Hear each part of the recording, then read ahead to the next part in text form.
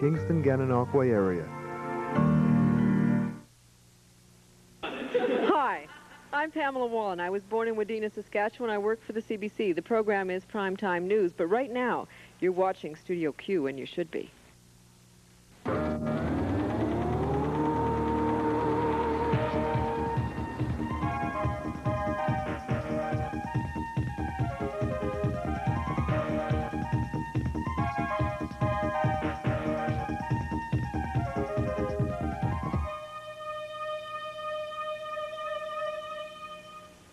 Yes, hello once again, everyone. I'm Ron Tite. Welcome to Studio Q. This week, filming live from the Queen's Phys Ed Center, and this week's show is dedicated to that nasty storm who left us all that white stuff.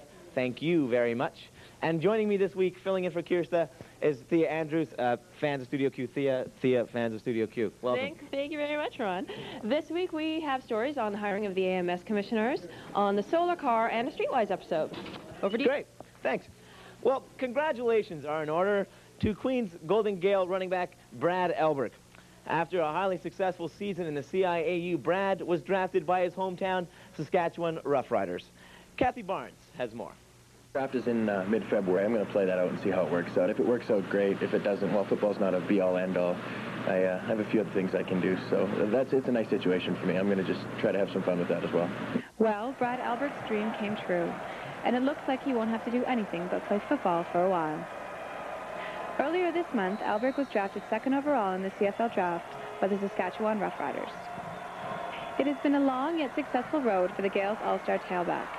Yet, did he always have aspirations of a professional football career? It was always more of a dream before I came to Queens. It became more of a goal in the last couple of years because I realized it might be attainable. But I think I was taking the football, you know, you hear the old cliches, football players talk, we got to play one game at a time. I was taking one step at a time, and the step was from Regina High School to the CIU level, and that was a big step for me at the time. And now, as hard as a step that was, I think it's going to be even more amplified going from the CIU to the CFL. However, the CFL is not the only option available to Elberg. NFL teams have shown serious interest, and as well, there's a possibility of making the Olympic bobsled team. Right after the Vanier Cup, we made up a highlight film and sent it out, and there's been some response from 10 or 12 teams down in the States. They want me to come to some test camps and that type of thing. And actually, I was quite serious about the bobsled. I'd really like to get into the Olympics through the bobsled program. That's my goal. They told me that I would have an excellent shot at making the '94 Olympic team, but I'd have to make an exclusive commitment to the bobsled program. And it's just at the time with football going like it was, it's just not a commitment I'm willing to make. So I'm going to keep, I think it's on the back burner now. I'm going to focus on football. And maybe when 96, 97, maybe I'll get into it again for the 98 games and see how that goes. Therefore, for the moment, Elberg will stick with his true love, football.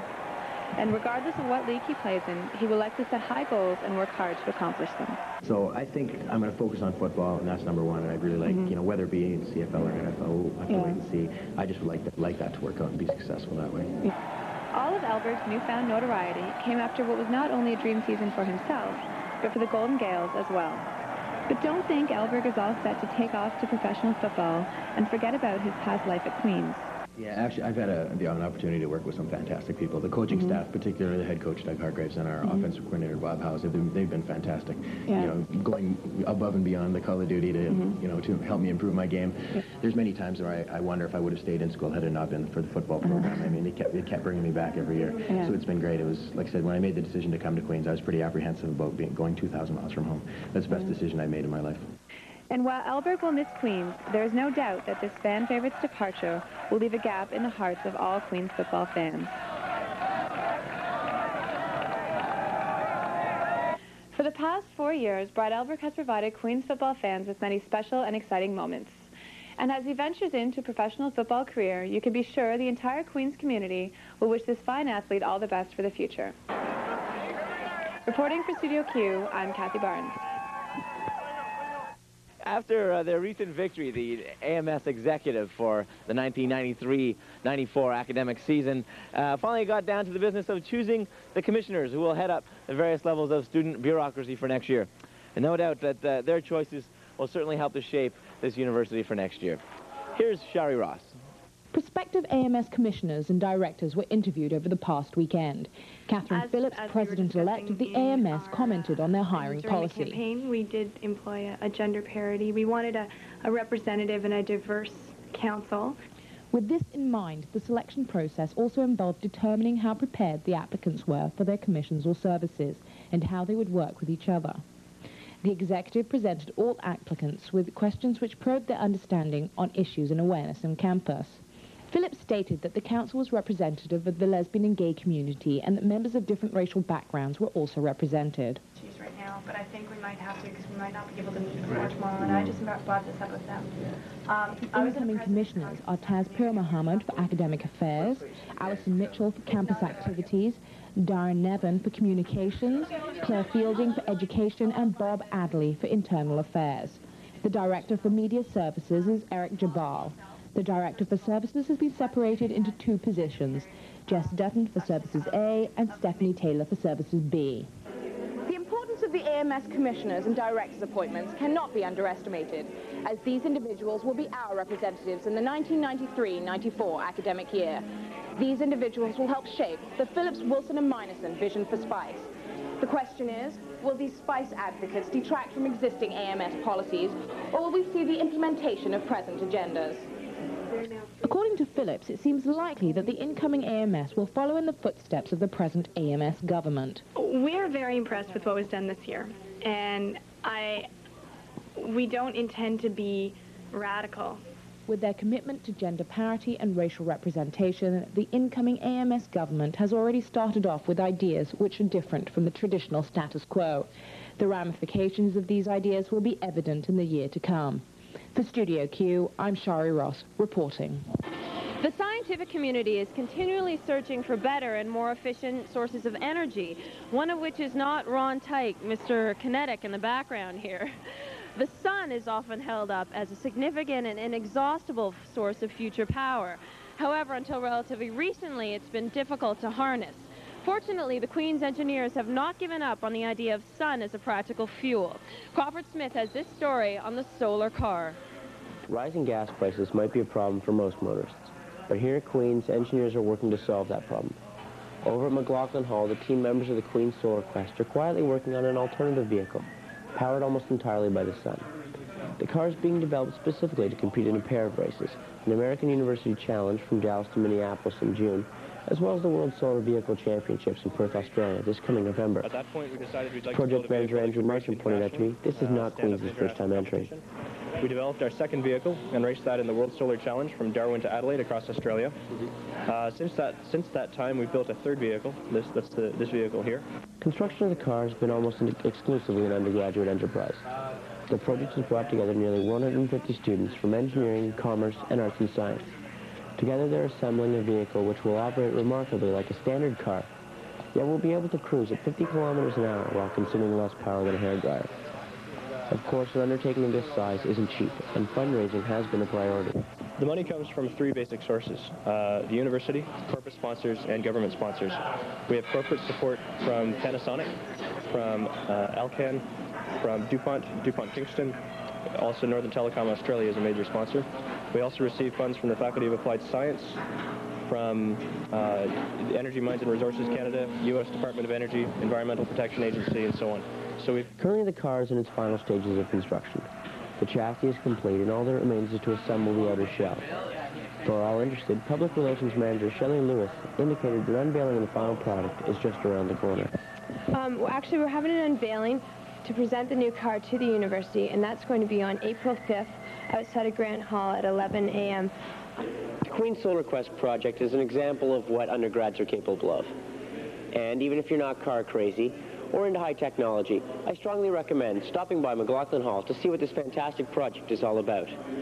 For Studio Q, I'm Crawford Smith, reporting.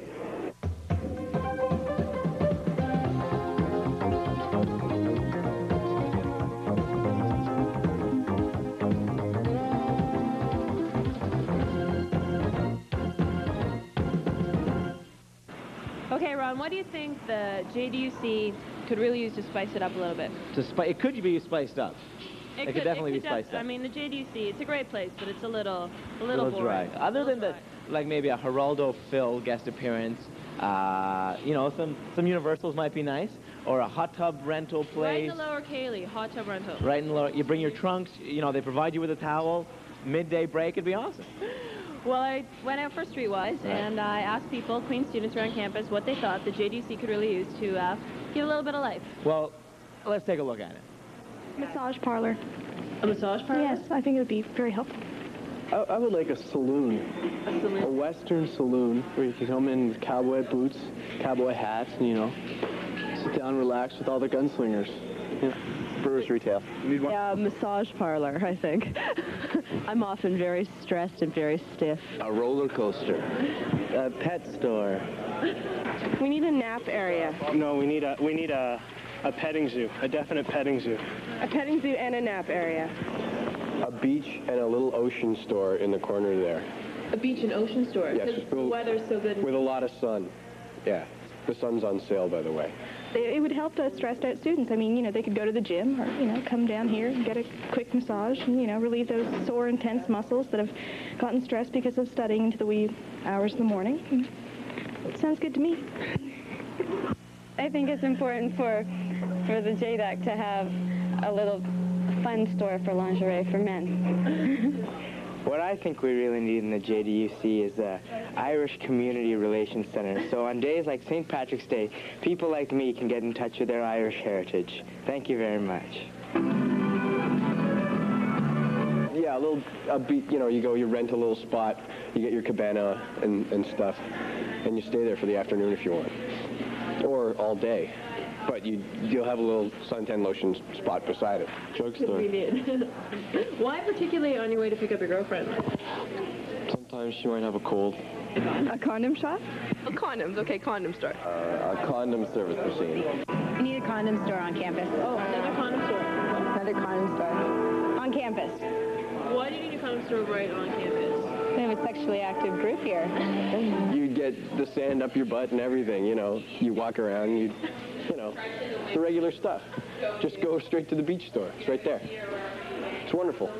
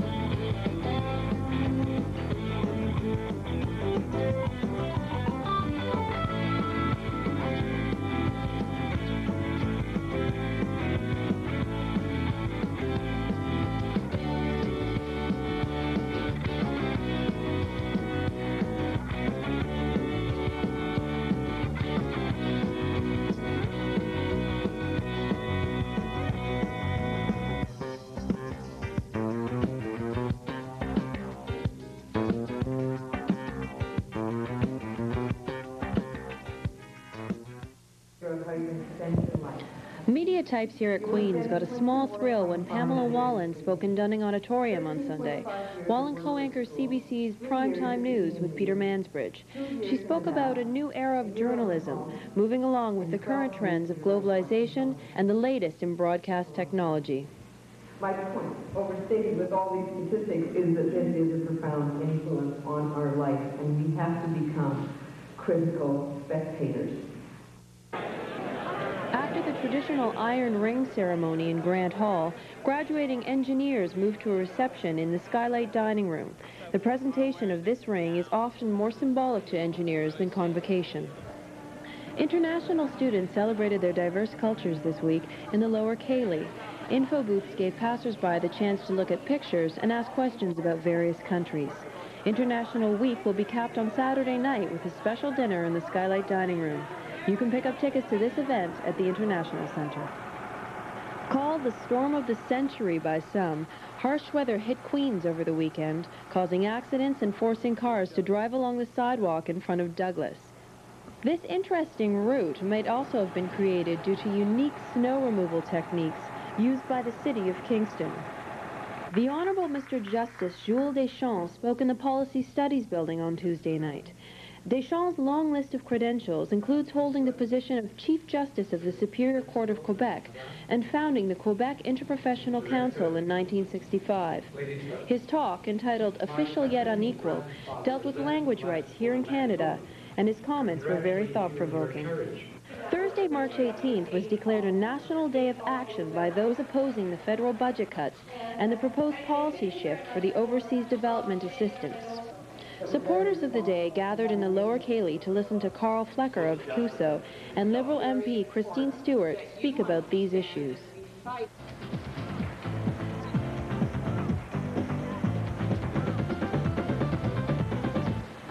Next, we will relive the most celebrated day in March. Actually, the only celebrated day in March, St. Patrick's Day. Those of you who are out celebrating Kingston's nightlife Wednesday night might have run into Brenda Marshall, who tracked the drinkers of green beer to their various destinations. She brings us this story. This Wednesday. Live from Quebec, another battle for top spot in the Adams. The Canadians and the Nordiques on TSN tonight.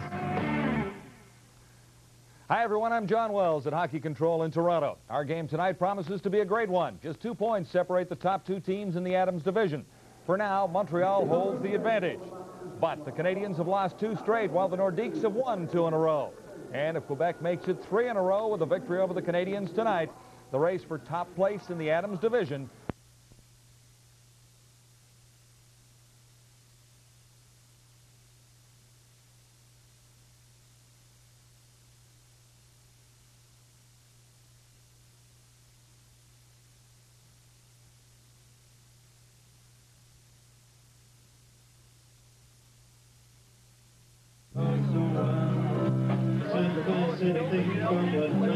Well, the QP had excellent shamrock shooters. It also had green beer, and for this reason, Vic is rating the QP a 7. He liked the ambience, but it was a little bit too quiet for him. I'm going to go with Vic on this one and rate the QP a 7 as well. But I'm going to give Andy Poole of Haskell and the Cleavers a 10, because he just makes me laugh. Well, this is the third stop in our video pub crawl, and as you can see, we're here at Alfie's. Now, for those of you who have never seen the infamous back door to Alfie's, this is it.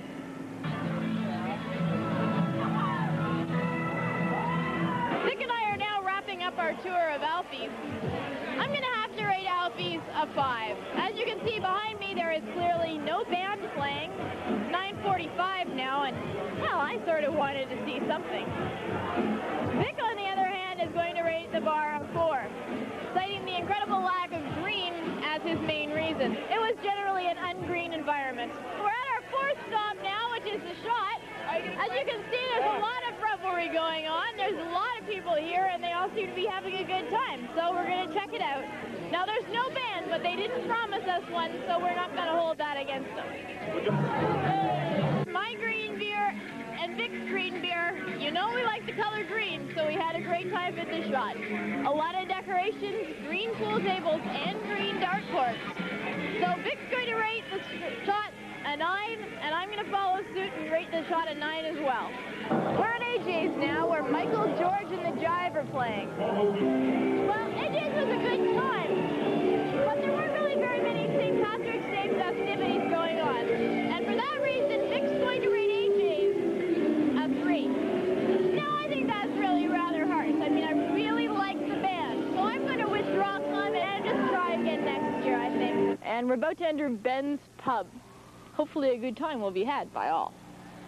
Go crazy. Obviously, there's a lot of people having a good time here at Ben's Pub, and for that reason, Vic rated it an 8. He liked the authentic atmosphere, but I think we both missed a few decorations. For that reason, I'm going to give it an 8.5.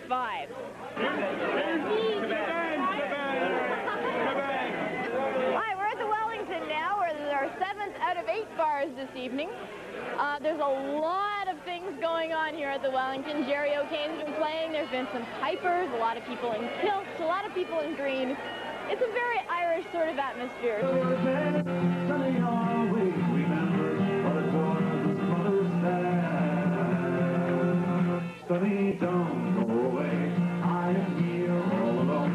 Vic was rather happy with the Wellington, and he's rating it a 9. So I'm going to